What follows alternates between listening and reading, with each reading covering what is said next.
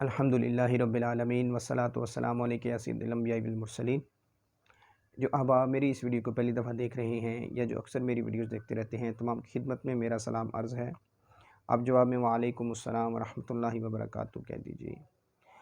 آج ایک وظیفہ ان احباب کے لیے، ان شوہروں کے لیے جو شوہر ہیں، جن کو شوہر کہا جاتا ہے، یہ وظیفہ خصوصاً ان کے لیے ہے کہ اگر ان کی جو مسز ہیں، ان کی جو وائف ہیں، وہ ان سے لڑتی جھگڑتی ہیں، ہر وقت مطلب لڑائی جھگڑے کی کیفیت رہتی ہے گھر میں، یا وہ ان سے اکثر ناراض رہتی ہیں یا ناراض ہو کے اپنے گھر چلی جاتی ہیں، یا وہ ہسبینڈ اب کوئی بات کہتا ہے تو وہ ان کی بات کو فالو نہیں کرتی، ان کی بات کو سمجھتی نہیں ہے، اس پہ عمل نہیں کرتی، بلکہ اس کے اپوزٹ وہ معاملات کرتی ہیں۔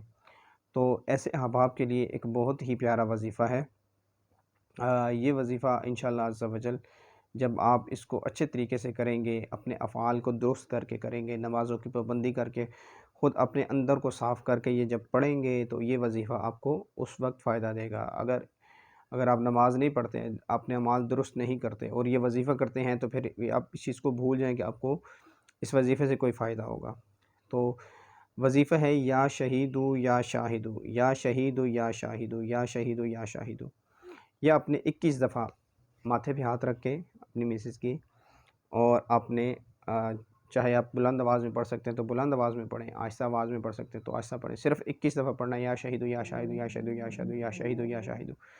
اس طرح آپ پڑھ بھی سکتے ہیں، ٹھیک ہے۔ شروع آخر میں ایک ایک دفعہ درود شریف پڑھ لیں اور ہلکا سا اسے دم کر دیں پیشانی کے اوپر۔ 21 دن یا 41 دن اس کو کنٹینیو رکھیں انشاءاللہ عز و جل۔ پھر آپ دیکھیے گا کہ ان کی کیفیت آپ کے مزاج کے مطابق آہستہ آہستہ ڈھلنا شروع ہو جائے گی، اور وہ آپ کی بات مانیں گی انشاءاللہ۔ ناراضگی ہے تو وہ ناراضگی بھی ختم ہو گئی۔ اللہ تعالیٰ سے دعا ہے جو کچھ سنا سمجھ کر عمل کرنے کی توفیق عطا فرمائے۔ السلام علیکم ورحمۃ اللہ وبرکاتہ۔